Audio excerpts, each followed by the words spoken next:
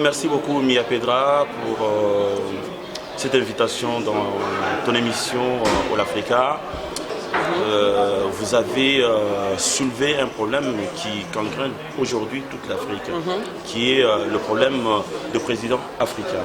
Donc de la coopération, je ne sais pas, vous l'avez appris autrement, mais c'est la coopération sud-nord.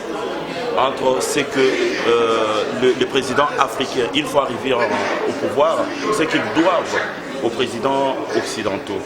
Alors, est-ce que vous pensez qu'il y a une approche par rapport à ce qui est les candidats Kamere aujourd'hui? Puisqu'on le voit quand même sillonner le monde, on ne sait pas exactement quel est le but primordial. À votre avis, quel pourrait être le but? Est-ce que ça va dans la même direction que tous les autres présidents qui l'ont précédé, ici et là en Afrique? Ou alors votre intervention, quelle a été vraiment ce qui vous a choqué dans la présentation du livre? Bon, je ne dirais pas en termes de choqué. Oui. Moi, je pense que quand on aspire à des grandes ambitions comme ça, il faut aller parler avec les autres partenaires. Et donc, sur cette base-là, je suis convaincu qu'il est dans le droit chemin. Parce que voyager ne veut pas dire faire allégeance. Oui. Mais ce que j'aurais souhaité à l'avenir, pour des grands hommes d'État que l'Afrique doit avoir dans les jours à venir, c'est d'avoir une autre dimension avec l'homme blanc. C'est de traiter d'homme à homme, de nation à nation.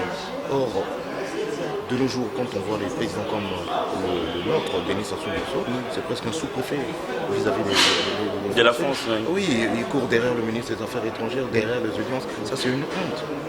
Monsieur Kamere, avant de venir vous voir, et sur le parcourir rapidement son profil, j'ai vu qu'il est professeur d'université. Tout à fait, oui. C'est vraiment à dire qu'il a eu à faire des conférences, il a eu à voyager.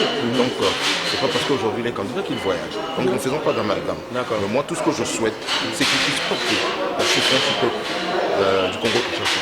Parce que j'ai connu des guerres chez moi, mais chez vous, vous n'êtes pas en guerre, mais vous voyez un peu le nombre de viols, le nombre de personnes qui meurent. Et ça ne peut pas être, ça ne peut pas continuer. Et il y a un président qui est là soi-disant, mais il n'y a pas d'enquête. C'est comme si c'était quelque chose de normal, et tu ris alors qu'il peut mettre fin. Même les rebelles, il faut parler avec les rebelles. C'est pas en restant dans son palais que la rébellion va cesser.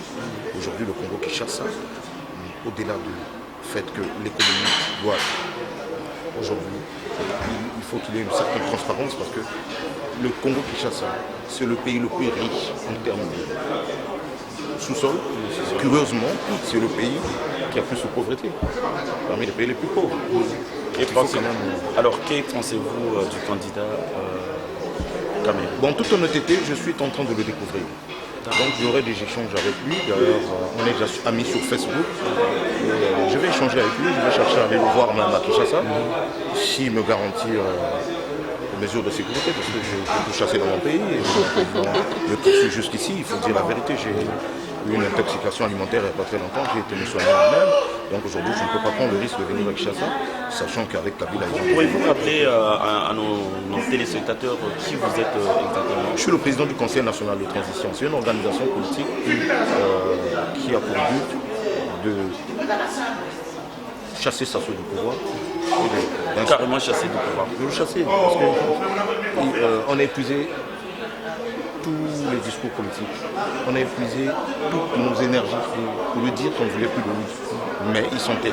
Donc aujourd'hui, l'homme politique que je suis, je dis en toute vérité que Sassou, il faut le chasser. Mais vous n'êtes pas froissé par le fait qu'aujourd'hui, il va passer en tant que président accepté par le peuple congolais, puisqu'il y a eu un référendum où il est plébiscité. Vous savez, il faut connaître l'histoire de l'homme. Il est arrivé au pouvoir par effraction, il n'a jamais été élu. Et aujourd'hui, il a posé la question à la population, voulez-vous que j'ai un troisième mandat? Et le peuple a dit oui. Non, c'est son ministre, son valet, son ministre de l'Intérieur qui est son valet. qui lui dit du n'importe quoi. Monsieur Sassou, oui, c'est son valet, le ministre de l'Intérieur, c'est son valet. Donc 5% de voix, et il vient dire qu'il a eu 95%. C'est une mascarade, mais que voulez-vous?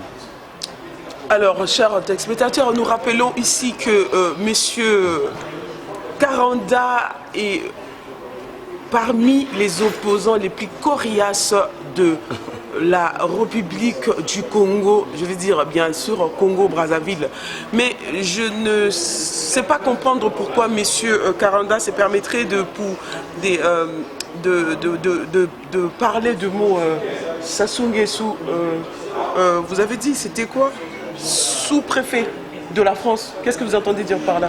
Mais il est soi-disant chef d'État, mais il puise son énergie, ou bien sa puissance aux Occidentaux, par rapport aux Occidentaux. Vous ne ferez pas le même une fois au pouvoir? Non, non, madame, vous savez, j'ai une liberté de parole. Aujourd'hui, il m'a chassé du Congo parce qu'il sait que je suis parmi les Congolais qui ont refusé son argent, qui ont refusé son poste, ces postes qu'il propose, et c'est rare de nos jours. Parce qu'il y a des gens qui font de la politique pour s'enrichir. Moi, je n'ai pas besoin, j'ai quand même une profession, je suis chef d'entreprise, donc je ne pense pas que aujourd'hui je porte la souffrance du peuple congolais. C'est pas le même langage comme tout le monde. Vous savez, ce sont des affamés. Moi, j'ai fait une émission il y a quelques jours, là où j'ai dit qu'il y avait une mascarade des faux opposants qui vont prendre les enfants d'autrui, mettre dans la rue et les gens meurent, qui ont contesté une constitution et qui veulent aller sur la base de cette même constitution. Il faut être cohérent en politique. On ne peut pas dire que Sassou a triché et allez-y faire des élections avec une personne comme ça. Donc j'ai les maisons touches. C'est comme à l'époque, Le Pen avait un langage là où il disait la droite socialo-communiste. Non, aujourd'hui, c'est plus le même. C'est pas cette opposition. Chers téléspectateurs, nous voici vraiment vers la fin de cette interview. Peut-être M. Karanda a un dernier mot à pouvoir adresser déjà à la population congolaise de Brazzaville. Je veux m'adresser à mon peuple que j'aime tant. Je vous demande de ne pas aller le 20 mars aux élections. Parce que vous aurez ce qu'on appelle comment on appelle ça, le simple fait d'aller aux élections, c'est pactiser avec Sassou. D'aller voter. Vous allez avoir, comment on appelle ça, sur votre conscience, cette trahison. Et je demande au peuple de Kinshasa de voir la réalité en face.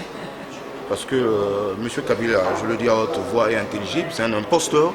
Il sait dans quelles conditions il arrive au pouvoir par effraction. Et comme je suis un bon démocrate, je ne peux qu'encourager la démocratie. Que le peuple puisse s'élever pour que Kabila parte. Parce que si le Congo-Kinshasa se libère, Brazzaville va se libérer. Merci beaucoup. Merci beaucoup. Si le Congo Kinshasa se libère, c'est aussi le Congo-Brazza qui se libère. On est ensemble, on est ensemble.